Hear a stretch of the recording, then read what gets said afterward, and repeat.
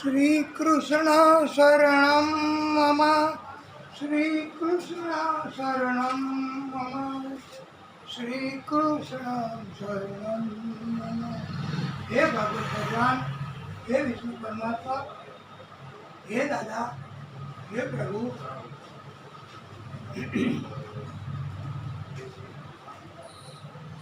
हे श्री वल्लभ प्रभुનું નામ અમને પ્રાણ પ્યારું છે। એવું શ્રી નારાયણનું નામ અમને પ્રાણ પ્યારું છે। પ્રાણ પ્યારું છે અમને અતિશય વાલું છે। એવું શ્રી નારાયણનું નામ અમને પ્રાણ પ્યારું છે।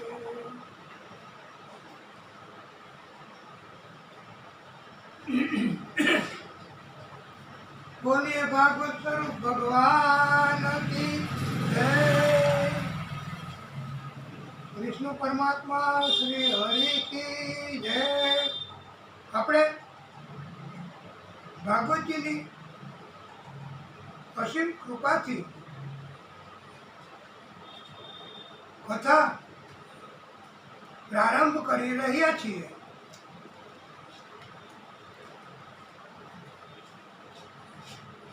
આ આપણી કથાનું આયોજન એ આપણા ભક્તો તથા વૈષ્ણવોએ સાળંગપુર કષ્ટભંજન દેવ હનુમાનજીને ત્યાં જે કથા થયેલી હમણાં જ 1-2 મહિના પહેલા અને એનું પ્રસારણ થયું ત્યારે સંતોએ પણ એવી જાહેરાત કરેલી કે આ કથા એમની કોઈ પૂરી થવાની લિમિટ કે કોઈ મર્યાદા નથી। 7 દિવસમાં પૂરી કરવી એ અમે ભક્તો નથી કરી શકીએ એમ। અમારે તો પ્રભુના ગુણગાન ગાવા છે અને એના માટે સમય ઓછો પડે છે, ટૂંકો પડે છે, માટે અમારે તો નો લિમિટની કથા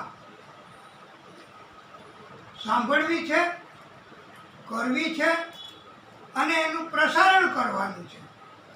આથી અને એના કારણથી આ ઘરમાં રહીને સત્સંગ અને શ્રોતાઓને ભક્તોને યુટ્યુબના માધ્યમથી આ કથા મોકલીશું, એટલે ભક્તોને પણ ઘરે બેઠા કથાનો લાભ મળશે અને આ કથા આપણે પણ પ્રભુની કૃપાથી નો ટાઈમ લિમિટ એ કથા આજથી શરૂ કરવા જઈ રહ્યા છીએ। અને પ્રભુ જો આપણા જેવા મનુષ્યના સામાન્ય જીવને પણ ભવ પાર ઉતારી શકતા હોય તો આપણે આ કથા એ આપણે નિત્ય દરરોજ કરવાની તથા પ્રાતઃકાલે સવારે 4 વાગ્યાથી શરૂ કરવાની, કે જેથી કરીને આપણને આ પૃથ્વી ઉપરના કોઈ પ્રકારના વિક્ષેપ આપણા વિડીયોની અંદર કે કથામાં ઉત્પન્ન ન થાય। આજે ભક્તોને શ્રોતાને સહભાગી થઈ શકે એટલા માટે જ આજે અત્યારે આ સમયે અને આ અમાસ શનિદેવનો પણ જન્મ અમાસના દિવસે થયો છે અને આજે ઉત્તમ દિવસ દશામાનો આપણે કહ્યું તેમ, એટલે કથા શરૂ થાય છે। એનું મંગલાચરણ આપણે અતિ વિસ્તૃત કર્યું। કે જેથી કરીને પછી દરરોજ મંગલાચરણમાં બહુ સમય આપણે આપવાને બદલે ભગવાનની કથામાં જ સમય આપી શકીએ. શ્રી કૃષ્ણં શરણં મમ, શ્રી કૃષ્ણં શરણં મમ, શ્રી કૃષ્ણં શરણં મમ, શ્રી કૃષ્ણં શરણં મમ. આ મંત્ર 3 વાર જપવાથી આપણા જીવનના 5 પ્રકારના દોષ નષ્ટ થાય છે. આપણા શરીરની શુદ્ધિ થાય છે તથા પરમાત્મા સાથે, ઈશ્વર સાથે આપણી આત્મીયતા થઈ જાય છે. એટલે જેને કહેવાય કે સમાધિ અવસ્થા આપણને જાગે છે અને આપણો કોન્ટેક્ટ ભગવાનની સાથે થઈ જાય છે. અને પછી દુનિયાનો કોન્ટેક્ટ આપણને થાય તોય ભગવાનની હારે કોન્ટેક્ટ હોય ત્યારે દુનિયાને એવો જવાબ મળી જાય કે ભક્ત શ્રી એંગેજ છે, તમારો જવાબ નહીં આપી શકે. આમ આત્મીયતા થાય પ્રભુની સાથે તો આપણા સઘળા પાપો નાશ પામે છે, આપણું મૃત્યુ પણ સુધરે છે અને અંતે પ્રભુનું ધામ પ્રાપ્ત થાય છે. મોક્ષ જેને કહેવાય એ આપે છે પ્રભુ. અને ભગવાન તો આપણને બધા જીવોને એમ જ કહે છે કે હે ભક્તો, હે જીવાત્માઓ, સર્વધર્માન પરિત્યજ્ય મામેકં શરણં વ્રજ. એટલે બધાય ધર્મોને છોડી, ધર્મ એટલે બધાય કામ, બધા પ્રકારની પ્રવૃત્તિ, એને બધાને છોડીને તથા આ મારા દીકરા, આ મારી વહુ, અને બધાને છોડીને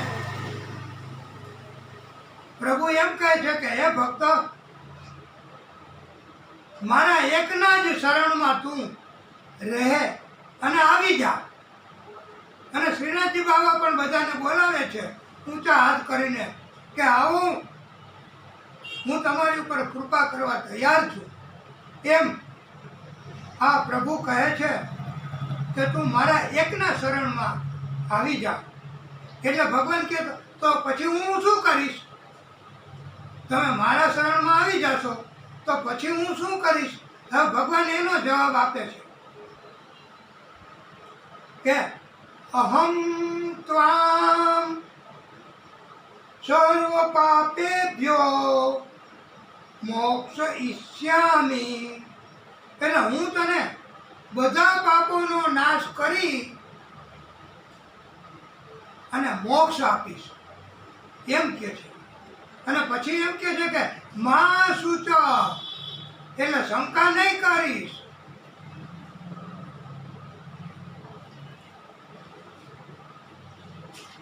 ભગવાનના શરણમાં જવાથી તાત્કાલિક આપણા બધા કષ્ટ દૂર થાય છે, આપણા બધા દર્દ દૂર થાય છે, આપણું જીવન ધન્ય ધન્ય બની જાય છે.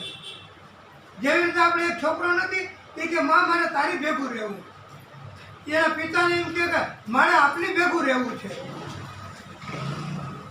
એ કે કા? તો એ કે તમારું શરણ તો રહીએ, તમારી પાસે તો અમને રહેવા મળે. તો મા બાપ ભલે વૃદ્ધ ઉંમરના હોય તો પણ તેમના શરણમાં, તેમની છત્રછાયામાં, તેમની નીચે, તેમની ભેગું રહેવાથી સંતાનોને પણ જો આટલી બધી જેને કહેવાય કે સંતોષ મળતો હોય. અને મા બાપ એમ કે છોકરા હવે તું નોખો થા, હવે તું તારી રીતે કમાશ, અને આપણે અહીંયા સકડાશ પડે છે, તો એ કે ના મારે તો તમારી ભેગું રહેવું.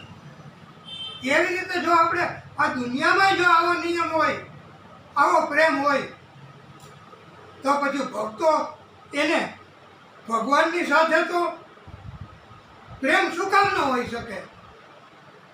અને ભક્તોને ભગવાનના શરણમાં રહેવાનું શા માટે પસંદ ન હોય? અને વાલા વૈષ્ણવો ભક્તો એ તો હંમેશા ભગવાનના જ શરણમાં, ભગવાનના જ ભજન, ભગવાનનું જ કીર્તન અને ભગવાનમય થઈ જાય છે અને ભગવાનમાં પાગલ બની જાય છે. ભાગવતકારો કહે છે કે ઉઠ જાગ મુસાફિર और भाई अब रेन कहाँ जो सोवत है, એટલે કે હે જીવ હવે તો જાગી જાઓ, હવે અંધકારમાં રહેવાનું, હવે અજ્ઞાનતામાં રહેવાનું, હવે રાત્રિ નથી, હવે એવો સમય નથી, હવે તો જ્ઞાનનો સમય ઉગ્યો, જ્ઞાનનો સૂરજ ઉગ્યો છે અને જ્ઞાન પ્રાપ્ત કરવા માટે આપણી પાસે આવા બધા આયોજનો થાય છે. અને જે જાગે છે, जो जागत है वही पावत है, जो सोवत है वह खोवत है. એટલે અત્યારના કળિયુગમાં તો મોટે ભાગે શું હોય કે 10 વાગે તો છોકરા ઉઠે. હવે 10 વાગ્યા સુધી અને પછી શું? અરે સૂર્યોદય પહેલા જાગવાનું અને પછી ભક્તિ કરવી. બ્રહ્મ મુહૂર્ત, એને બ્રહ્મ મુહૂર્ત કહેવામાં આવ્યું છે. અને જે જાગે છે ને એને જ મળે છે ભાઈ. અને આપણે અહીંયા લાણ દેવા નીકળ્યા હોય, ઘરે ઘરે વેચવા નીકળ્યા હોય, ત્યારે 5 વાગ્યામાં નીકળે હવારમાં, તો એ કે લે પણ અમે તો હુતા હતા ભાઈ. તો અમારા માટે એ કે તમે હુતા હતા, તમારી લાણ ન હોય, તમને ન મળે. એમ ભગવાન પણ જે સૂતા છે મતલબ અજ્ઞાનમાં છે. જાગતા હોય પણ અજ્ઞાન હોય તો એ સૂતા જ કહેવાય. એટલે એને પણ ભગવાનનું જ્ઞાન ન પ્રાપ્ત થાય ત્યાં સુધી એમને પણ જીવન ધન્ય બને નહીં. ઈશ્વરનું ભજન કરવું, કીર્તન કરવા, પ્રભુના ગુણોનું ગાન કરવું, આવા કાર્યો કરવા, આવી પ્રવૃત્તિઓ કરવી, એને જ કથા કહેવાય છે. કથા એટલે બીજું શું? તમે ઘરમાં બેઠા તમે એમ કહો કે હું કથા કરું છું, મને કઈ નિક્ષેપ ન કરતા, તો એ કે પણ આ કથા છે, ભગવાનનું નામ લેવું એ જ કથા. અને કથાનું ઊંધું કરી નાખવું. કથાનું ઊંધું કરે તો શું થાય કે થાક, જીવનનો તમામ પ્રકારનો થાક આપણો દૂર કરે, એ જ કથા. અને કથા એ તો ભગવાનના ગુણો ગાવાની વાત છે. ભગવાનના ગુણોનો ક્યારેય અંત આવતો નથી. તમે દિવસ અને રાત અને વિષ્ણુ પરમાત્માના શરણમાં આપણે બધાએ રહેવાનું જ છે. ભક્તો આપણે બધાએ એમના જ શરણમાં રહીશું તો જ આપણું કલ્યાણ થશે, જીવન ધન્ય બનશે, જીવનમાંથી કષ્ટ દૂર થશે. નહીંતર અત્યારે તમે જોવો તો જેને જોવો એને ત્યારે કેમ છે તો કે બહુ મજા, પણ હમણાં તો બહુ દુઃખે છે, હમણાં તો આવું છે, હમણાં તો છોકરો નથી આવતો, હમણાં તો વહુ રિહાણી છે. પણ જો આનો એક જ ઉપાય, આ કળિયુગના તમામ પ્રકારના પ્રશ્નો, એનો એક જ ઉપાય, બધા ભલે વયા જાય, છોકરા ભલે વયા જાય, વહુ ભલે વહી જાય, પાડોશી ભલે વયા જાય, મોહલ્લાના માણસો ભલે વયા જાય, પણ ભગવાન જો હશે તો પછી બધાએ એક પછી એક પછી એક વગર બોલાવ્યા આવશે. કારણ કે ભગવાનની પ્રેરણા થશે કે આપણે તો આ ભક્ત છે ભાઈ, ભક્તના સંગમાં રહેવું, અને ભક્તના સંગમાં રહેવાથી જ એને સત્સંગ કહેવાય છે. પાપી માણસોના સંગમાં રહેવાથી આપણી બુદ્ધિ બગડે, અને બુદ્ધિ બગડે એટલે શું થાય? બુદ્ધિ બગડે એટલે ન કરવાના કામ થાય, અને ન ધાર્યું હોય એવું થાય. અને જો ભગવાનની કથા, ભગવાનની વાત, ભગવાનના ગુણોનું ગાન, ભગવાનના કીર્તન, ભગવાનનું સ્મરણ આપણે કરીએ તો પછી આપણું કલ્યાણ, આપણા જીવનનું કલ્યાણ, આપણા કુટુંબનું કલ્યાણ, આપણા સંતાનોનું કલ્યાણ. અરે વૈષ્ણવો, એક જ જો ભક્ત હોય ને તો એ આપણે બધાને ખબર હશે કે 3 પેઢી તો તારે જ. એટલે આ ભગવાન, એની કથાનું મહત્વ છે. આ ભગવાન એ ભાગવતજીની કથા આ કોઈ જેવી તેવી કથા, આ કોઈ જેવી તેવી વાત નથી. આ તો અમૂલ્ય, આ તો કોઈને મળે નહીં એવી કથા છે.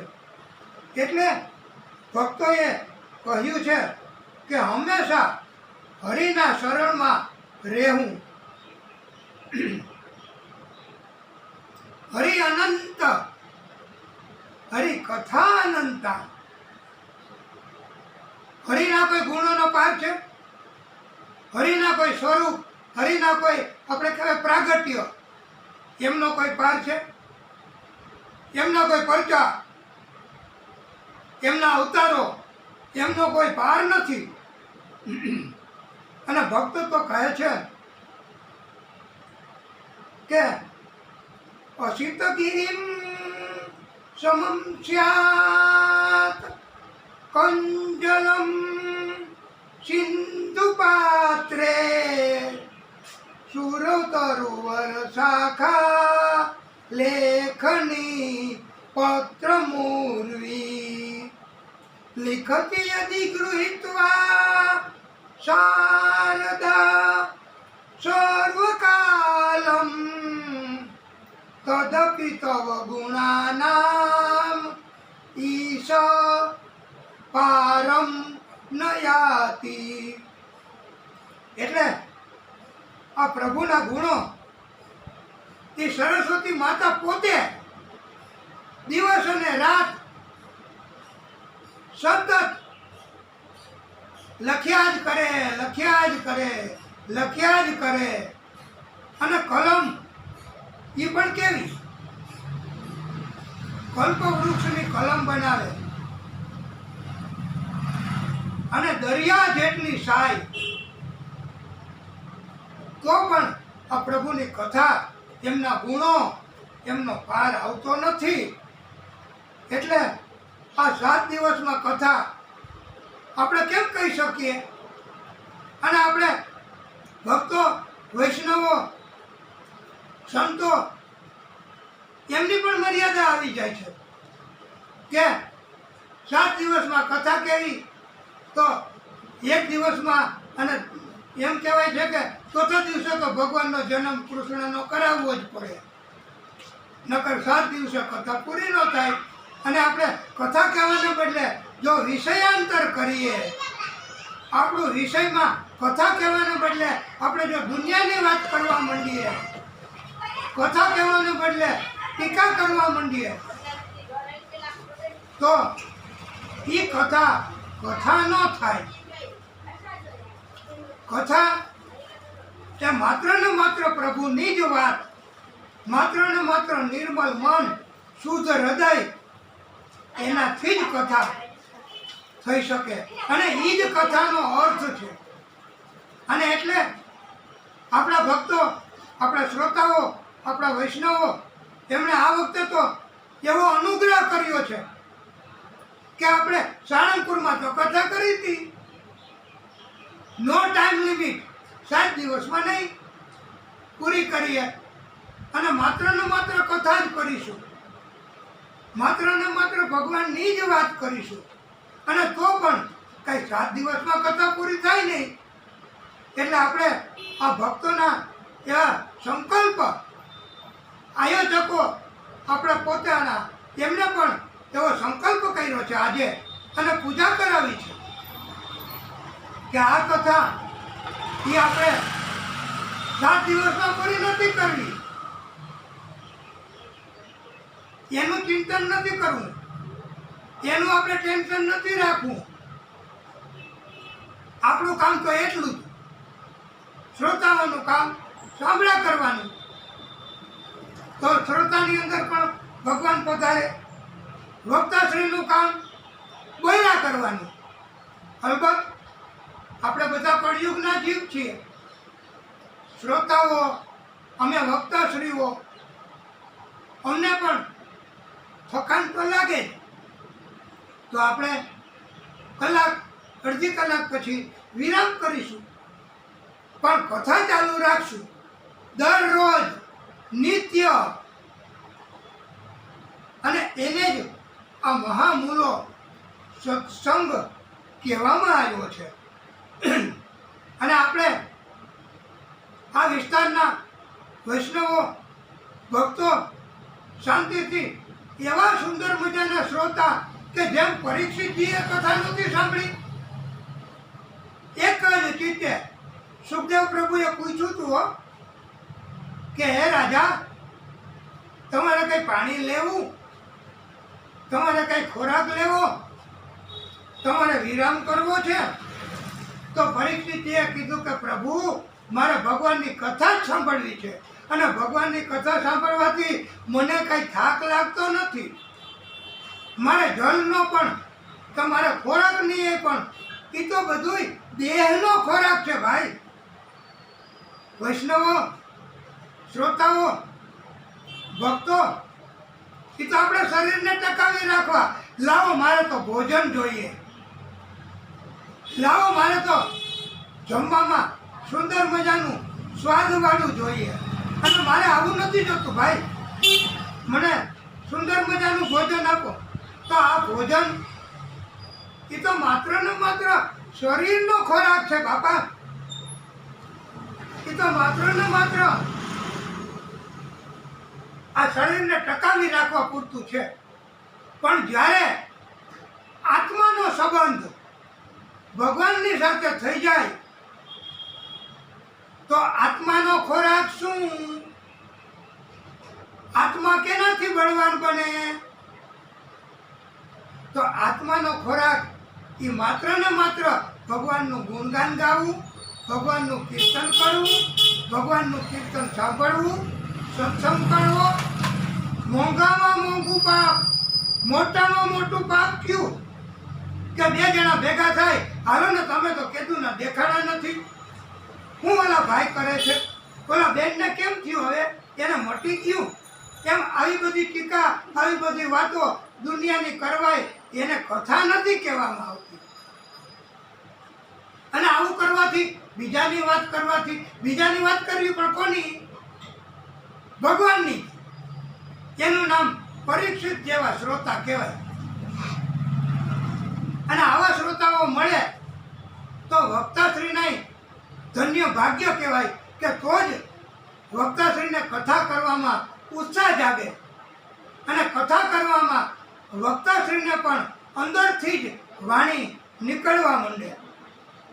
અને એટલે જ આ પરીક્ષિતજી જેવા શ્રોતા જ્યારે હોય તો પછી સુખદેવ પ્રભુની જેમ વક્તાશ્રી પણ કથા કીધા જ કરે, કીધા જ કરે, કીધા જ કરે. અને નો કાંઈ જલ લેવાની ઈચ્છા થાય, નો કાંઈ ખોરાક લેવાની ઈચ્છા થાય, અને કોઈ જાતની ઈચ્છા આપણને થાય નહીં. એનું નામ જ આ દિવ્ય કથાની અસર છે. કથા સાંભળવામાં પરીક્ષિતજીએ કે સુખદેવ પ્રભુએ સુખદેવ મહારાજે કઈ વિરામ નથી કર્યો કે હવે તારે તો જળ નથી લેવું, તારે તો ખોરાક નથી લેવો, તો લે હું તો નાસ્તો કરી આવું. એમ કરીને વક્તા શ્રી સુખદેવ પ્રભુ એ ભગવાન એટલે જ કહેવાય છે, ભગવાનનું પ્રાગટ્ય એટલે જ કહેવાય છે કે એમણે સતત કથા ચાલુ રાખી હતી. વિરામ, નાના વિરામ ન હોય. અમારે ઇન્ટરવેલ નથી પાડવું, અમારે વિરામ નથી કરવો, અમને થાક નથી લાગતો. થાક લાગે તો વિરામ ને. એટલે ભગવાનની કથામાં એટલા બધા તન્મય થઈ જાય છે ભક્તો કે શ્રોતાઓ કે એમને ક્યારે વિરામ કરવાની ઈચ્છા થતી જ નથી. અને જેવી રીતે 56 પ્રકારના ભોગ આપણે આરોગ્ય તો આપણને કેવી મજા આવે, કેવો આનંદ થાય, પણ એ તો આપણા મન એનો આનંદ છે, એ તો આપણા શરીરનો આનંદ છે. પણ આપણા હૃદયનો આનંદ, આપણા હૃદયની અંદર આપણા આત્માનો આનંદ, એને તો ભગવાનની કથા સાંભળવાથી આપણો આત્મા ભગવાનની સાથે જેને કહેવાય કે સંપર્કમાં જોડાઈ જાય છે. અને એકવાર કોન્ટેક્ટ થઈ ગયો ને એટલે પછી ક્યારેય ભગવાન મૂકતા નથી એમના ભક્તોને. ભગવાન એને પકડી જ રાખે, એને જકડી જ રાખે છો. એ કાલા હું તને નહીં જવા દઉં. જેમ આપણી ઘરે કોઈ મહેમાન આવ્યા હોય, આપણને પ્રિય હોય, અને તમે તો કોઈ દી આવ્યા જ નથી, હવે તમને એમ નહીં જવા દઈ, તો હું આવ્યા ને હું ગયા એમ તમને નહીં જવા દઈ. આપણે છોકરાઓને કહે કે રોકો રોકો, એવી રીતે ભગવાનની કથા હોય અને ભગવાન પધાર્યા હોય પછી આપણે ભગવાનને થોડા જવા દેવાના.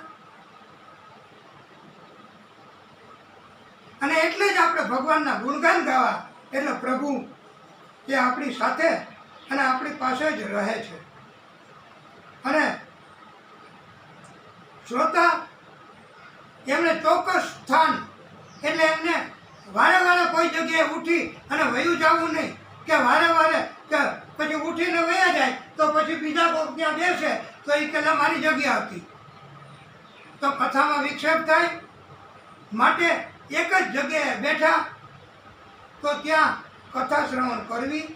અને ભગવાનની કૃપા જો બહાર આવા, જેમ આપણે મોબાઈલ ચાર્જ કરીએ ને તો કેમ ચાર્જર એનો ઉપયોગ કરે છે અને ચાર્જિંગ થયા જ કરે, જેમ તમે કથા સાંભળવા બેઠા અને અમે વક્તાશ્રી કથા કેવા બેઠા, તો આપણા બંનેના આ ચાર્જર સ્વરૂપ તો ભગવાન જ છે હો.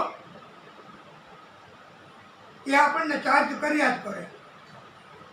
અને નિષ્કામ ભાવથી હો, કોઈ જાતનું કપટ ન હોવું જોઈએ. ભગવાનને કપટ નથી પ્રિય. અને શુદ્ધ હૃદય, શુદ્ધ મન, આંખ પણ કાન પણ આપણા શુદ્ધ હોવા જોઈએ. હવે કાન કેવી રીતે બગડે? આપણે કોકની નિંદા સાંભળીએ એટલે કાન બગડે. આંખો કેવી રીતે બગડે? તો આપણે ન જોવાનું હોય એવું જોઈએ.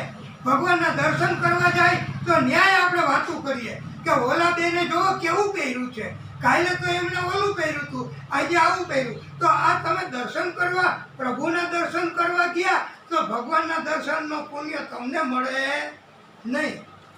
ભગવાને એમ કીધું છે વાલા ભક્તો કે તમારે માત્ર ને માત્ર આંખથી ભગવાનને જ જોવા, બીજાની અંદર પણ ભગવાન છે એમ માનીને જ એમની હારે સંગ કરવો.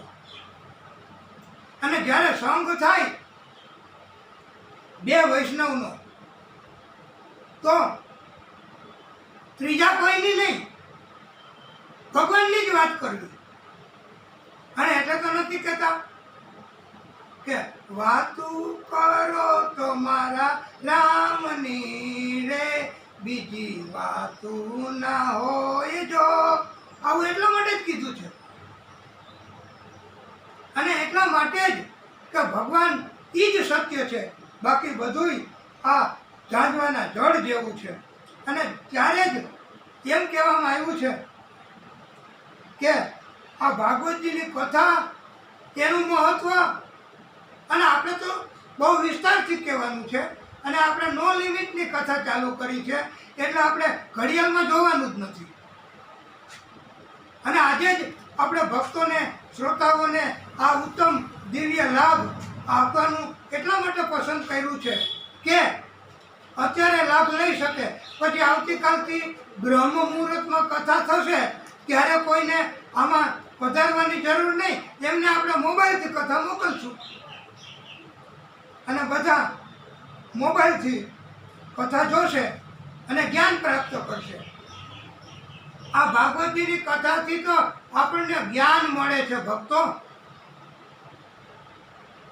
અને કદમ કદમ ઉપર એક એક પલ, એક એક ક્ષણ એ આપણને જ્ઞાનની જરૂર પડશે જ. જ્ઞાન નહીં હોય તો શું થાય? જ્ઞાન નહીં હોય તો એમ થાય ઓલા કે ભાઈ હડકાયું કૂતરું છે, પણ આપણને જ્ઞાન નથી તો આપણે એની પાસે જવાના અને પછી બટકું ભરે કે આપણને કરડવાના જ. એમાં પૃથ્વી ઉપર એવા મનુષ્યો હોય છે પાપી, કળિયુગ છે, કપટી, તો આપણને જ્ઞાન ન હોય તો પ્રભુની કૃપા થાય, ભાગવતજીની કૃપા થાય તો આપણને જ્ઞાન મળે. અને જ્ઞાન મળે તો ખબર પડી જાય તરત. હો, આપણા વિસ્તારના ઘણા ભક્તો એવા છે, એવા ઘણા વૈષ્ણવો છે કે જેને તરત ખબર પડી જાય છે કે આની આને વાત ન હોય, આની વાતમાં કાંઈ દમ ન હોય. તો એ આપણને જ્ઞાન આપનાર કોણ? એ આ ભાગવત ભગવાન.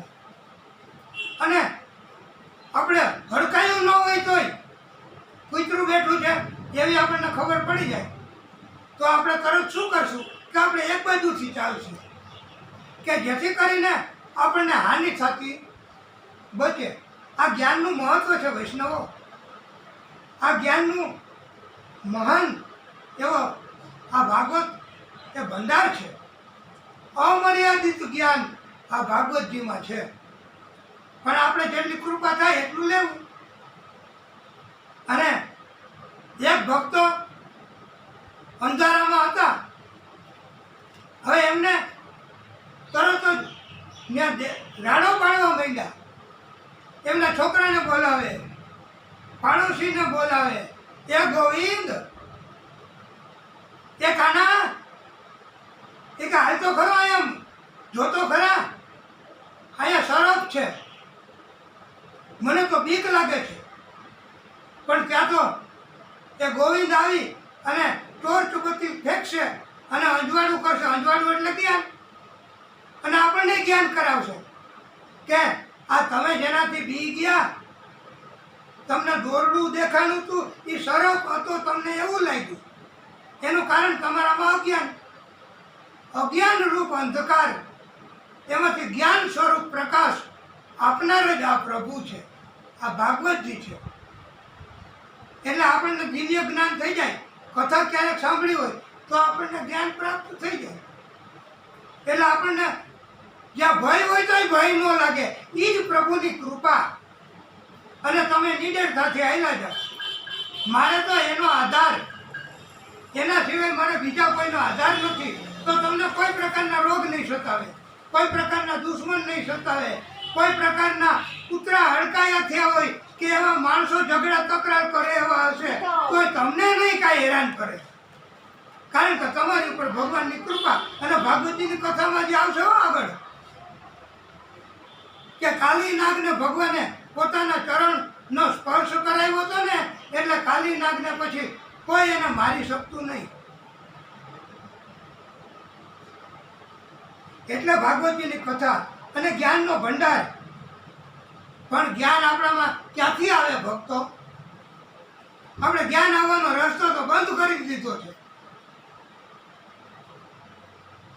અને જ્ઞાન એ તો ભગવાનની કૃપાથી જ આવે, ચોપડી વાંચવાથી ન આવે. દરરોજ ભાગવતજીની કથાના 5 અધ્યાય કરવાથી જ્ઞાન ન વધે. જ્ઞાન તો તમારી ભક્તિ જાગે, તમે ભગવાનમાં તન્મય થાવ, તમને ભગવાન સિવાય બીજું કાંઈ ન દેખાય, તેને જ જ્ઞાન કહેવાય છે.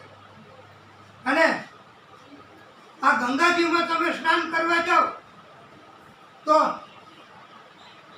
એક વાર સ્નાન કરો, પછી બીજી વાર સ્નાન કરવા જાઓ, પછી ત્રીજી વાર સ્નાન કરવા જાઓ, અને તમને પૂછે કે તમે ગંગાજીમાં સ્નાન કેટલી વાર કર્યું, તો તમે કહેશો કે 3 વખત.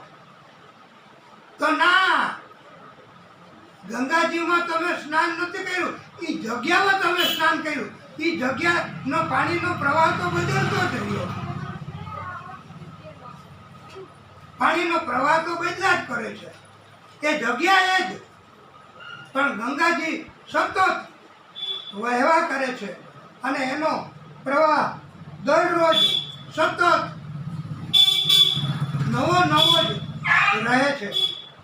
આમ આ ભાગવતજીની કથામાં ભગવાને કહ્યું છે કે ભાગવતજીની કથા એ ક્યારેય જૂની થતી જ નથી. દરરોજ કથા સાંભળવી, જીવંત કાળ સુધી કથા સાંભળવી, અને દરરોજ કથા સાંભળવાથી પણ નવી નવી નવી નવી નવી નવી કથાઓ આપણને ભગવાન અનુભૂતિ કરાવશે અને એવી કથાઓ આપણે સાંભળીએ છીએ એવું લાગશે. એટલે આ કથા એ અવિરત સતત ચાલુ રહે એવો આ પ્રવાહ છે અને આ પ્રવાહ એ આપણે સતત શ્રવણ કરવાનો છે.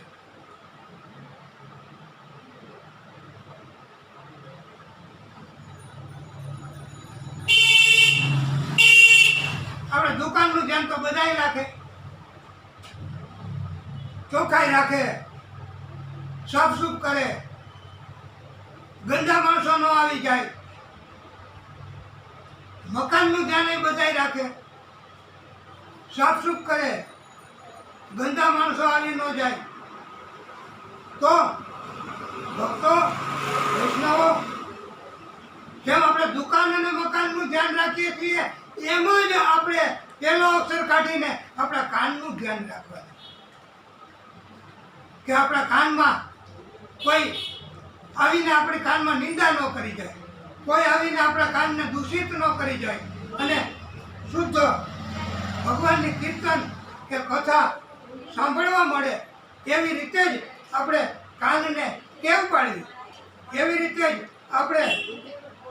આપણે શુદ્ધ મન તો જ થઈ શકે છે અને આપણા હૃદય કમળમાં તો જ ભગવાન બિરાજમાન થાય છે.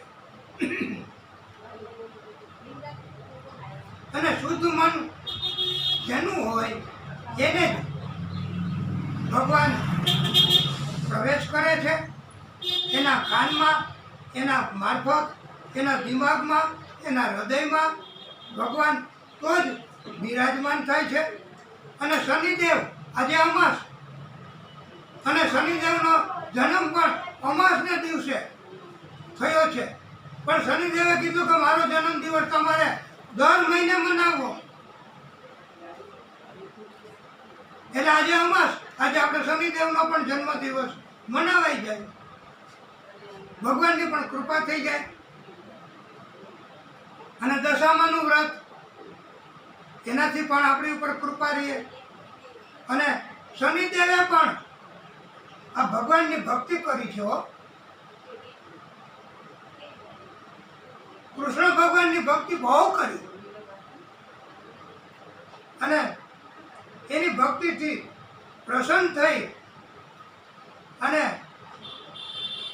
કૃષ્ણ ભગવાને એમને ઘણા વરદાન આપ્યા, ઘણી શક્તિ આપી. અને કૃષ્ણ ભગવાનની પણ વિષ્ણુ પરમાત્માનું પ્રાગટ્ય છે. એટલે શનિદેવ ઉપર કે તમે આખી પૃથ્વીનો ન્યાય કરજો, તમે આખી પૃથ્વીનો નિર્ણય કરજો. તો શનિદેવ એ ન્યાયનું કાર્ય કરનાર, કે ભગવાને એના ઉપર કૃપા કરીને આ ન્યાયનું કામ સોંપ્યું છે. આપણે કુટુંબમાં, ઘરમાં, પાડોશમાં બધાની સાથે તકરાર થાય તો આપણે કઈ કોર્ટમાં કેસ કરવા જવાની જરૂર નહીં. આપણે ભગવાનની ભક્તિ કરીએ, ભગવાન પોતે આપણા શત્રુના અંદર પ્રવેશ કરી અને એને સદબુદ્ધિ આપશે. અને આપણા જે એવા પ્રશ્નો હોય કે જે પ્રશ્નો કોઈ માણસ પૂરા ન કરી શકે, કોઈ ડાક્ટર પૂરા ન કરી શકે એવા પ્રશ્નો આ શનિદેવ, ભગવાન કૃષ્ણ અને વિષ્ણુ પરમાત્મા તથા ભાગવત સ્વરૂપ ભગવાન એ જ પૂરા કરી શકે છે. અને એટલે શનિદેવ અને કૃષ્ણ ભગવાન એને બેયને રાજી કરવા હોય કથા સાંભળતા સાંભળતા, તો એનો પણ રસ્તો ભગવાને બતાવ્યો છે. અને એમ કહ્યું છે કે સાવ ટૂંકો મંત્ર,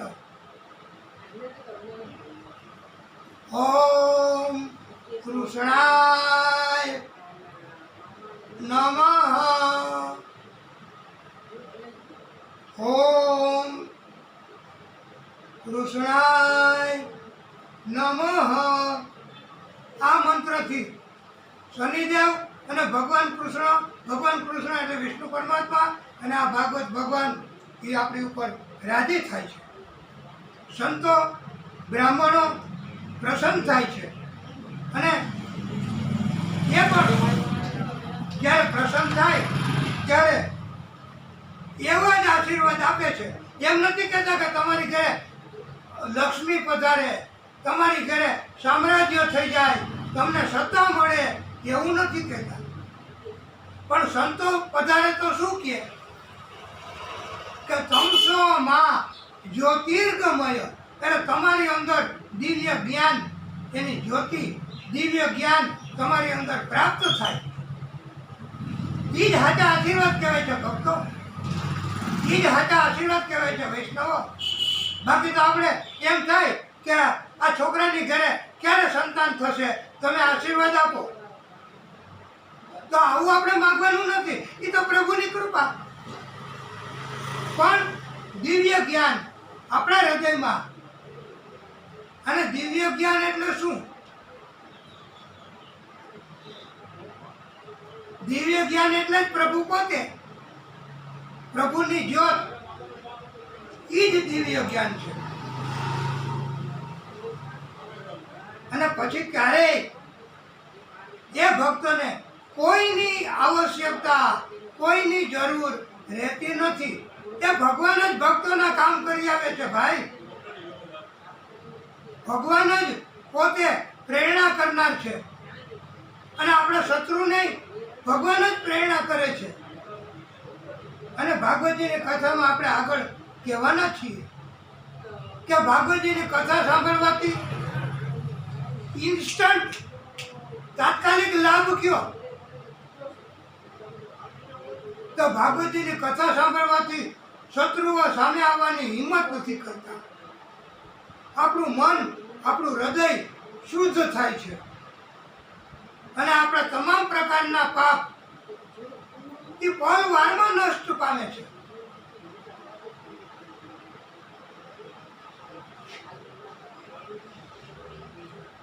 આ ભાગવતજીની કથા આપણે સાંભળીએ તો આપણને 7 પ્રકારના લાભ, 7 પ્રકારની તત્કાલ અર્જન્ટ કૃપા થાય છે.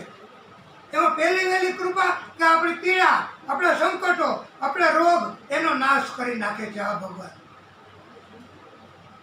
અને પ્રારબ્ધના કાર્યમાં જો કોઈ વિઘ્ન આવતા હોય તો એ વિઘ્ન પણ આવતા અટકી જાય છે. આપણને એમ થાય કે અમારે કથા કરાવવી હતી, ખર્ચના પૈસા રાખ્યા હતા, પણ વિઘ્ન આવ્યું ને કથા ન કરાવી શક્યા. તો ભાગવતજીની કથા સાંભળવાથી, ભાગવતજીની કથા એનું મહત્વ એવું છે કે આપણા નસીબમાં પણ જો લખ્યું હોય અને કોઈ વિઘ્ન આવતા હોય તો એ અટકી જાય છે. અને શત્રુઓનો ત્રાસ આપણને હોય તો એ તરત જ દૂર થઈ જાય છે. અને જેને વિવાહ કરવાના હોય, વિવાહની ઈચ્છા હોય, એવા ભક્ત, એવા વૈષ્ણવ, એમના તાત્કાલિક વિવાહ થઈ જાય છે. આપણી કથામાં આપણા ભક્તો જેને હમણાં હજી મહિના કે 2 મહિના પહેલા આ ભાગવતજીની કથા કરાવી હતી અહીંયા જ, અને એમણે સંકલ્પ કર્યો હતો કે આ રોગ વયો જાય તો મારા લગ્ન અટકા છે. તો એમને કથા કરાવી અને એમને કથા સાંભળી. તો આપ સર્વે એમને ઓળખો છો. એ આપણે જેને આપણે જય બજરંગ એવું કહી છીએ એ જ આ કલ્પેશભાઈ. અને એ વસાણી છે, એ લુવાણા છે. અને એમને કથા કરાવવાથી અત્યારે એમના લગ્ન થઈ ગયા અને રોગ દૂરે થઈ ગયો. પૃથ્વી ઉપરથી જ હવે એમ કહીને કે રોગ વયો ગયો છે તો વયો ગયો છે. હા, વિવાહ કરવા વાળા હોય એને વિવાહ થઈ જાય છે. સંતાનની ઈચ્છા હોય અને સંતાન ન થતા હોય તો પણ સંતાન પ્રાપ્તિ થાય છે. અને કેવા સંતાન? ઉત્તમોત્તમ સંતાન મળે છે. ગમે તેવા નહીં કે ઘરેથી નીકળ્યા હોય 10 જણા એને બાંધીને આવે અને માતા પિતાને ઉપાધિ કરાવે, એવા સંતાન નહીં. પણ ઘરેથી નીકળ્યા હોય અને એમ કે આની ચાહના તો બહુ છે, આનું નામ તો બહુ છે, આની કીર્તિ તો બહુ છે, આની શાખા તો બહુ સારી છે, એવા સંતાન પ્રાપ્ત થાય છે. અને નિષ્કંટક નિષ્કલંક જીવન આપણને આ ભાગવતજી આપે છે. આપણી સામે કોઈ આંગળી ન ચીંધી શકે આ ભાગવતજીની કથા સાંભળવાથી. આપણી સામે કોઈ આક્ષેપ ન મૂકી શકે કે આ આવો માણસ છે, આ ચોર છે, આ કપટી છે. કારણ કે આ જ ભાગવતજીનું મહત્વ છે કે ભાગવતજીની કથા સાંભળનાર એ નિષ્કંટક, એમની સામે કોઈ આક્ષેપ ન હોય એવું જીવન મળે છે. અને છેલ્લે તો ભાગવતકારોએ એમ કીધું છે કે ભાગવતજીની કથા સાંભળવાથી દરેક કાર્યમાં, આ પૃથ્વી ઉપરના કાર્ય તો બહુ રમત વાત છે. આ દુનિયાના કામ તો ભગવાન માટે બહુ સરળ છે, બહુ સહેલા છે, એ તરત કરી શકે અને દરેક કાર્યમાં સફળતા મળે. પણ આપણી અંદર ભગવાનનો ભાવ તો જાગવો જોઈએ, ભગવાનની તરફ શ્રદ્ધા તો જાગવી જોઈએ, ભગવાનની આપણને વાતમાં આપણે હૃદયમાં કથા તો પ્રવેશ કરવી જોઈએ. અને આ ભાગવતજીની કથા એકવાર સાંભળવાથી પણ જો આટલું બધું મૂલ્ય, આ ભાગવતજીની કથાનું આટલું બધું મહત્વ હોય તો લાખો રૂપિયા ખર્ચવાથી પણ આવી દિવ્ય કથા મળતી નથી. અને તમે કરોડ રૂપિયા ખર્ચીને ભાગવતજીની કથા કરાવો તોય 7 દિવસમાં કઈ કથા પૂરી ન થાય. તો આવી કથા એકદમ વિસ્તૃત અને ભગવાન સિવાય, કથા સિવાય બીજું કાંઈ કહેવું નહીં એવું જ આપણા યજમાનોએ કહ્યું છે. એમની એવી ઈચ્છા છે. એટલે આપણે આ કથામાં બીજી કોઈ વાત નથી કરતા અને ભાગવતજીની જ કથા, એનું મહત્વ આપણે કહેવાનું જ છે એકદમ વિસ્તારથી. અને આપણે આ ભાગવતજીનો પ્રિય મંત્ર જો યાદ રહીએ તો ઘરમાં બોલવો, ન યાદ હોય તો લખી રાખવો. અને નહીંતર આપણે હવે મંત્ર તો ઇલેક્ટ્રિકમાં પણ આવે છે. ઓમ નમઃ શિવાય એવું બોલ્યા જ કરે. તો આવું આપણે ઘરમાં ચાલુ હોય ને તો ભગવાનનો ધ્વનિ અને ભાગવતજીનો પ્રિય મંત્ર એ આપણે હમણાં જ આપણે બધાએ ઉચ્ચારણ કર્યું હતું. ઓમ નમો ભગવતે વાસુદેવાય. ઓમ નમો ભગવતે વાસુદેવાય. વાસુદેવાય હરિ વાસુદેવાય. ઓમ નમો ભગવતે વાસુદેવાય. આ શ્રીમદ ભાગવત કથાના આરાધ્ય દેવતા ભગવાન કૃષ્ણ તથા રચયિતા વ્યાસ મુનિ તથા વક્તા શ્રી સુખદેવ ભગવાન આ ત્રણેયનું આપણા હૃદયમાં ધ્યાન ધરવું અને આપણે ભગવાનમાં શ્રદ્ધા ભક્તિ વધે તો આપણે સ્મરણ કરવાથી જ ભગવાન આવી જાય છે હૃદય. આ કળિયુગમાં એવું હોય કે તમે કેટલી વાર ફોન કર્યા કાનો આવ્યા, પણ ભગવાન એ તો પ્રેમ ભાવ જોવે છે, વગર બોલાવે આવે છે. ભક્તિ જાગે એટલે ભગવાન તો આવે. અને આ ભગવતીની કથા એ ગમે તે સમયે થઈ શકે, ગમે તે મહિનામાં થાય. પોષ મહિનામાં થાય, પોષ મહિનામાં સિવાય પોષ મહિનામાં ન કરવાની એમ ભગવાને કીધું છે. પણ એનું કારણ એવું છે ને કે વૈષ્ણવો ભક્તો પોષ મહિનામાં કેવી ઠંડી પડતી હોય, કેમ કથા કહી શકાય, કેમ કથા સાંભળી શકાય. એટલે ભગવાને કીધું પોષ મહિના સિવાય આ કથા કરવી. કાર્તક મહિનામાં કથા થાય, માગસર મહિનામાં થાય, પોષ મહિના સિવાય થઈ શકે. અને તિથિ કઈ તો પડવો, ચોથ, આઠમ અને 14. આ સિવાયની કોઈ પણ તિથિ હોય ત્યારે કથા શરૂ થઈ શકે. અને વાર કયો, ભાગવતજીની કથા શરૂ કરવા માટેનો વાર એ માત્ર મંગળવાર અને શનિવાર સિવાય કથા શરૂ કરી શકાય. એટલે આપણે ગઈકાલે કથા નથી શરૂ કરી, આજે રવિવારે કથા શરૂ થઈ શકે. એટલે આપણે આજે કથા શરૂ કરી છે અને એમની કૃપા આપણી ઉપર ચાલુ રહેશે. એમાં કોઈ જાતની શંકા આપણે કરવાની નથી. અને ભગવાન એમની વાત, એમના ગુણગાન એ તો આપણે હમણાં આરતી કરી ત્યારે જ ન કહ્યું કે આ તો ભાગવત ભગવાન કી હે आरती કે પાપીઓ કો પાપ સે તારતી.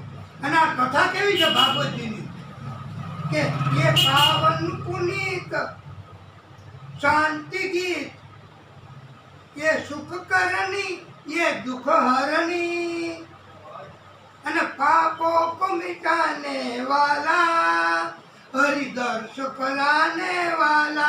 ભગવાનના દર્શન કરાવે ઈ જ આ ભાગવતજી, ઈ જ આ ભાગવતજીની કથા. અને એકવાર શુદ્ધ હૃદયથી એક ભક્તોએ કથાનો કોઈ પણ પાઠ શ્રવણ કર્યો હોય પછી ભગવાન એના અંદરમાંથી જતા નથી. અને નીંદમાં પણ એને ભગવાનનું જ સપનું આવે છે. એવી આ ભગવાનની કથા છે. અને બધા પાપોનો હરિદર્શ કરાવે અને બધા પાપને મિટાવી દેવા. અને સન્માર્ગ દિખાને વાલા, બિગડી બનાને વાલા. આ ભાગવત સ્વરૂપ ભગવાન અને એમની આ કથા છે. અને આ કથા એટલે હરિનામ યહી હરિધામ યહી, હરિનું નામ જ કથા, હરિનું ધામ જ ભાગવતજીની કથા. અને ભાગવતજી જ્યાં હોય ત્યાં ભગવાને તો વચન આપ્યું છે કે હું તો ચોક્કસ પધારીશ. એટલે આપણી આ દિવ્ય કથાની અંદર ભગવાન પોતે જ પધારે છે. અને આપણી કથાને દિવ્ય બનાવનાર જ આ ભગવાન છે. અને સત્સંગને ભાગવતજીએ ઘણું મહત્વ આપ્યું છે. સત્સંગ કરવાથી 1000 યોગીઓ કર્યા હોય ને એટલું ફળ પ્રાપ્ત થાય છે. હવે સત્સંગ એટલે શું? ઋષિઓ, સાધુઓ, સંતો, ભક્તો તેમની વાણી સાંભળવી ને એ સત્સંગ. અને એમની વાણીમાં ભગવાન સિવાય કે સત્ય સિવાય બીજું કાંઈ ન આવતું હોય. એને જ સત્સંગ કીધો છે. અને સત્સંગથી આપણું જીવન સુંદર બને છે. આપણી વાણી, આપણા વિચાર, આપણું આચરણ એ પવિત્ર બને છે. અને આપણી અંદર આ કળિયુગ છે ભક્તો, આ કળિયુગ છે વૈષ્ણવો, આ કળિયુગની અંદર બધાની અંદર આ અભિમાન, આ ક્રોધ એ શત્રુઓ તો આવી જ ગયા હોય છે, પણ એને દૂર કરનાર, લાલચ એનો નાશ કરનાર એ એક જ આ ભાગવતજીની કથા છે. અને એને નાશ કરીને, હંકાલી કાઢીને પછી આપણું હૃદય શુદ્ધ કરનાર આ ભાગવતજીની કથા છે. અને એટલે ભાગવતજીની કથા સાંભળી હોય ને એને ક્યારેય મોહ ન જાગે, એને ક્યારેય લાલચ ન જાગે. કરોડો રૂપિયા હોય ને એની બુદ્ધિ ન બગડે. એ જ ભાગવતજીનું ગુણ, એ જ કથાનું અને ભગવાનની કૃપા કહેવાય. અને ક્રોધ, અભિમાનનો નાશ થાય પછી તો જીવનમાં હંમેશા આનંદ, આનંદ અને આનંદ. સુખ એ કઈ જીવન નથી, સુખ એનાથી કઈ જીવન ધન્ય નથી બનતું, પણ જીવનમાં આનંદ મળવો જોઈએ. સુખ તો તરત વયું જાય. મોટર લેવાની ઈચ્છા થાય અને જ્યાં સુધી મોટર ન મળે ત્યાં સુધી આપણે, મોટર મળી જાય તો સુખ લાગે, પણ જેવો વિમાનને આપણે જોઈને ત્યારે એમ થાય કે આ મોટરમાં હવે સુખ નથી, મારે તો વિમાન લેવું છે. તો હવે તમારું સુખ જે પહેલાં મોટરમાં હતું, પહેલાં સંતાનમાં હતું, પહેલાં તમારે સંપત્તિમાં, સત્તામાં, ગ્રુપમાં સુખ દેખાતું હતું, તો સુખ એ આપણો અલ્ટિમેટ એમ નથી, આ જીવનનો લક્ષ્યાંક નથી. જીવનનો લક્ષ્યાંક, જીવનનો આપણો હેતુ આપણને દુનિયામાં પ્રભુએ મોકલ્યા છે તો શા માટે? એટલા માટે જ કે હે ભક્તો,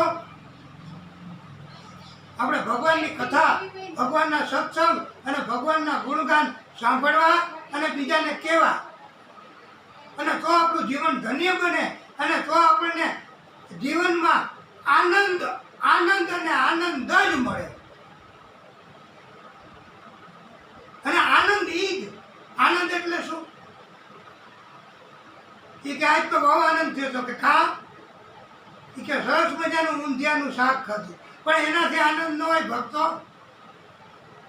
અંદરથી આનંદ આવે, હૃદયમાંથી આનંદ આવે, અને ભગવાનનું તમને સપનું આવી જાય કે લે, આજે તો મને ભગવાને સપનામાં ઝાંખી કરાવી, શ્રીનાથજી બાબાની ઝાંખી થઈ મને સપનામાં, તો તમે જાગો ત્યારે કેટલો આનંદ થાય. એનું નામ આનંદ. અને આવો આનંદ આપણને આખી જિંદગી કરાવે. ક્યારે? જો સત્સંગ કરીએ તો, જો ભાગવતજીની કથા સાંભળી હોય તો. નહીતર કોઈની નિંદા, કોઈની ટીકા, કોઈનું કપટ, કોઈનું પણ એવું કંઈ કરવાથી એ તો ભાગવતજી તો ભગવાનને નથી પસંદ. એનાથી તો આપણી બુદ્ધિ બગડવાની. અને એટલે તો એમ કહેવામાં આવ્યું છે, ભક્તો કહે છે,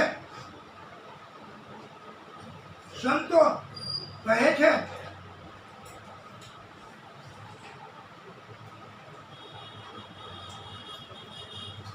રામ ભજી લે પ્રાણિયા, પછી ભજાશે નહીં, કાયા થાશે જર્જરી, પછી બેઠું રેવાશે નહીં. પછી ઘટપણમાં નહીં બેઠું રહેવાય ભક્ત, ઘટપણમાં નહીં સાંભળી શકાય, કાને વયા જશે, ઘટપણમાં નહીં દર્શન કરી શકાય. એટલે આપણે આજથી જ, અને આ દિવ્ય કથા પણ આવતીકાલે કોઈ મોબાઈલમાં મોકલશું એ વાત બરાબર, પણ આ દિવ્ય કથા કાલે પ્રાતઃકાલે 4 વાગ્યાથી કોઈ શ્રોતાઓને પ્રાપ્ત નથી થવાની. એ તો જે શ્રોતાને ભગવાન જગાડશે, જે શ્રોતાની અંદર ભગવાન પ્રવેશ કરશે, એ શ્રોતાઓ અહીંયા પધારશે તો એમને પણ અહીંયા આમંત્રિત છે. ભગવાનનું ઘર છે, ભગવાનની કથા છે. આ કોઈ ખાનગી કે કોઈ પવિત્ર એવી જગ્યા એટલા માટે કે અહીંયા ભગવાન પધાર્યા છે, અહીંયા ભાગવતજી પધાર્યા છે. અને એટલે કહેવાય છે કે અત્યારે જ ભજી લે ભાઈ, પછી નહીં ભજાય, કાલે નહીં થઈ શકે. અને એટલે જ ભક્તો એમ કહે છે એ સાધુ તારો સંગળો ન છોડું મેરો લાલ, એ લાલ મેરા દિલમાં સંતો લાગી રે લાગી રામા, ઓ જોયું મેં તો જાગી હોજી. એ કપડા ભી રંગ્યા મેરે ભાઈ, અચલા ભી રંગ્યા હોજી, અચલા ભી રંગ્યા હોજી. એ જીરે જબ લગ આપનો મનડો ન રંગ્યો મેરે લાલ, એ લાલ મેરા દિલ में સંતો લાગી રે લાગી રામા, જોયું મેં તો જાગી હોજી. આ તો જ્યારે પ્રભુની સાથે લગાવ થઈ જાય, પ્રભુની સાથે આપણું જોડાણ થઈ જાય, પછી પ્રભુ કઈ મોબાઈલ કટ કરતા નથી. અને આપણે તો ક્યાંથી કટ કરીએ? પ્રભુની હારે સંપર્ક થઈ ગયો, પ્રભુની હારે આપણા લગાવ થઈ ગયો, પછી આપણે પ્રભુની હારે કટ કેવી રીતે કરવાના? અને પ્રભુ તો કટ કરવાના જ નથી એવી અમને ખાતરી આપી છે. અને એટલે તો મોટા પંડિતો, ભાગવતકારો અને આજે આપણા દિવ્ય કથા એટલા માટે વિસ્તારથી કહીએ છીએ કે અત્યારે આટલા બધા શ્રોતાઓ આવી રીતે શ્રવણ કરે છે, ભક્તિ ભાવ જાગ્યો છે, તો ઉત્સાહપૂર્વક અંદરથી પણ એવું થાય છે કે જેમ ભગવાન પધાર્યા ન હોય અને કેટલો આનંદ થાય. એટલે આપણે આ દિવ્ય કથા આજે થોડી વિસ્તારથી એટલા માટે કહીએ છીએ. અને પછી તો આપણે કાલથી પવિત્ર શ્રાવણ મહિનો, અને જ્યારે ભક્તો એમ કહે છે કે મેં જોયું ને મારા હૃદયમાં, તો મને ખબર પડી કે મારું જોડાણ તો પ્રભુની સાથે થઈ ગયું, મારું જીવન તો ધન્ય બન્યું છે. અને એટલે જ એમ કહેવામાં આવ્યું છે જાલંધરનો કેલો જતી ગોરખ બોલિયા હોજી, હોજી રે બોલ્યા કાઈ અમૃત વાણી મેરે લાલ. એ શું બોલ્યા હતા? એ અમૃત વાણી એટલે જ કથા. એ અમૃત કથા એ જ જીવનના અમૃત છે. અને આવી કથા, આ દિવ્યતા જ્યારે આપણને થાય ત્યારે આ ભાગવતજી એમ કહેવામાં આવ્યું છે કે ભાગવતજીનું એટલું બધું મહત્વ છે, ભાગવતજીનું એટલું બધું કૃપા, અને આપણે એને ઓળખીએ તો સાંભળીએ ને. અને પછી કાલથી આજે આપણે એને ઓળખી લીધા તો આપણે એને છોડશું નહીં. એટલે ભાગવતજી આપણને એવું શીખવે છે કે આપણે કોઈ મનુષ્ય કે કોઈ જીવની ક્યારેય અવગણના ન કરવી. કોઈ પણ આપણી પાસે આવે, આપણી ઘરે આવે, તો આપણે એમને આવકાર આપવો, એનામાં ભગવાનના દર્શન કરવા અને એમને આપણે સત્કાર કરવો, એવું આપણને ભાગવતજી શીખવે છે. આપણા મન, આપણા હૃદય, એમાં જો કંઈ શુભ સંકલ્પ જાગે તો એના માટે મુદત ન પાડવી. એમ થાય કે સોમનાથ દાદાના દર્શન કરવા જવું છે, આ શ્રાવણ મહિનો શરૂ થયો છે તો તરત વયું જવું, પછી કાલે જાશું ને ઓલો મિત્ર આવશે ત્યારે જાશું ને આપણે આની ગાડી આવશે ત્યારે જાશું ને એવું નહીં ભાઈ. ભક્તો હોય એને તો સોમનાથ દાદાના દર્શન કરવા હોય તો એવી ઈચ્છા જાગે તો એ તો હાલીને પહોંચી જાય ભાઈ 3 દિવસે. આ સોમનાથ દાદા આ મૃત્યુંજય સ્વરૂપે ત્યાં બિરાજમાન છે તો એ આપણું હૃદય શુદ્ધ બનાવે છે. પણ જો દૂષિત કપટ કરવાનો એવો કોઈ સંકલ્પ જાગે ને તો આપણે મુદત પાડી દઈએ અને નીકળી ગયા હોય ને સરને ધર્મે તોય કહી દેવું કે હું હમણાં આવું છું, જરા તમે જાઓ ત્યાં હું પહોંચું એમ કરીને આપણે વહી જવું. જય શ્રી કૃષ્ણ. પણ દૂષિત કર્મ હોય તો, કપટ કર્મ હોય તો, ચોરીનું કર્મ હોય તો કે લૂંટનું કર્મ હોય તો જ. નહીતર શુભ સંકલ્પ જાગે કે આપણે સત્યનારાયણ ભગવાનની કથા કરાવવી છે તો તાત્કાલિક હમણાં થાય પછી કોને ખબર શું થવાનું. અને આપણા શ્રોતા, આપણા ભક્તો, આપણા વિસ્તારના આને ધન્યવાદને પાત્ર નથી કે એમને તો આપણે કીધું કે તમે પધારશો તો અમારે આવું આયોજન છે, તમે એમાં વેગ આપશો. આ તો પ્રભુનું કાર્ય છે તો તરત જ આવી ગયા, તરત જ બધાએ કાર્ય શરૂ કરી દીધું અને ગોઠવણ, સાધનો અને ભગવાનની કૃપા થઈ ગઈ તો આપણે સાધન છે એ બગડી ગયું. સાધનમાં તો આપણે વગર સાધને ભગવાને નો શક્તિ આપી અમને ભક્તાશ્રીને, એનું પ્રમાણ નથી તો બીજું શું. માઇક વગર કથા તો આ ભગવાનની ભક્તિનું પ્રમાણ છે. ભક્તો અને વૈષ્ણવો અને ભગવાન આપણું હૃદય શુદ્ધ કરે છે અને મનને, હૃદયને શુદ્ધ કરવા માટે, એના ઉપર કંટ્રોલ કરવા માટે માત્ર ને માત્ર 2 ઉપાય બતાવ્યા છે. એક તો અષ્ટાંગ યોગ અને બીજો અભ્યાસ. અષ્ટાંગ યોગ એટલે યાત્રા કરવી, સમાધિવશ રહેવું, સારા વિચારો કરવા, સત્સંગ કરવો, એને અષ્ટાંગ યોગ કહેવાય. આજે આપ સર્વે બધા અષ્ટાંગ યોગ કરો છો કારણ કે કથા સાંભળો છો.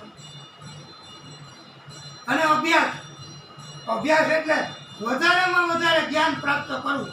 ભલે કોઈ ભક્તને, કોઈ શ્રોતાને આમાં ભગવતીની કથામાં રુચિ ન હોય, પ્રેમ ન હોય, એમને ખબર ન હોય કે આ કથા શું છે, તો ત્યાં સાંભળે અને એમને અભ્યાસ થઈ જાય તો પછી કથામાં પ્રીતિ જાગે, પછી કથામાં પ્રેમ જાગે તો એને અભ્યાસ કહેવાય. અને અભ્યાસ એટલે વધારેમાં વધારે કથાનું જ્ઞાન મળે એને અભ્યાસ કહેવાય. અને આ અભ્યાસથી પણ આપણું મન કંટ્રોલ થાય છે અને આપણે અત્યારે પણ અહીંયા અત્યારે આરતી શરૂ થઈ છે. ગોંડલિયા દાદા એમને ત્યાંથી આ પોથીની યાત્રા કરાવી અને પોથીની પધરામણી કરાવી છે. એ સમયે ગોંડલિયા દાદાનું પ્રાગટ્ય તો હતું જ, પણ એમનું દેવાલય છે એ બંધ હતું. પણ આપણે તો ભાવથી ત્યાંથી ભક્તિ કરી અને ભાગવતીની પોથી લાવ્યા, પધરામણી કરી. અત્યારે દાદાની આરતી થાય છે. બોલીએ ગોંડલિયા દાદા કી જય, ભાગવત સ્વરૂપ ભગવાન કી જય, વિષ્ણુ પરમાત્મા શ્રી હરિ કી જય. ઓમ નમઃ પાર્વતી પતયે હર હર મહાદેવ હર. હે પ્રભુ, હે વાલા વૈષ્ણવો, હે ભક્તો, આપણે આ કથાને વિરામ આપીએ છીએ. આવતીકાલથી પ્રાતઃકાલે બ્રહ્મ મુહૂર્તમાં, એને બ્રહ્મ મુહૂર્ત એટલા માટે જ કહેવાય છે સવારના 4 થી 7 વાગ્યા સુધી. કે કઈ ટોકડીએ જવાની જરૂર નહીં. બ્રહ્મ એટલે ભગવાન, એનું આ મુહૂર્ત. એટલે એ મુહૂર્તમાં પવિત્ર શ્રાવણ માસ નિમિત્તે આપણે કાલે પ્રાતઃકાલથી કથા કથા શરૂ કરીશું. આપણે બધા જે કથા સાંભળી એનું ચિંતન કરજો, એમનું મંથન કરજો, એમના વિચાર કરજો અને ભગવાનનું જ સ્વપ્ન આવે, ભગવાનની જ ઝાંખી થાય એવું આપ હવે પછી કરજો. અને જેને પ્રીતિ હોય તેમને પણ કાલે પ્રાતઃકાલે 4 વાગે પધારવા. આ ભાગવત ભગવાન એ એમની કૃપા હોય તો એ બોલાવે છે. બોલીએ ભાગવત ભગવાન કી. હે દાદા, હે વિષ્ણુ પરમાત્મા, હે નારાયણ ભગવાન,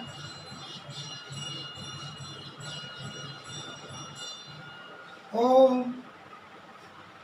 શ્રી હરિ. હે દાદા, હે નારાયણ ભગવાન, હે ભાગવત સ્વરૂપ ભગવાન, હે વિષ્ણુ પરમાત્મા, હે દાદા, હે પ્રભુ.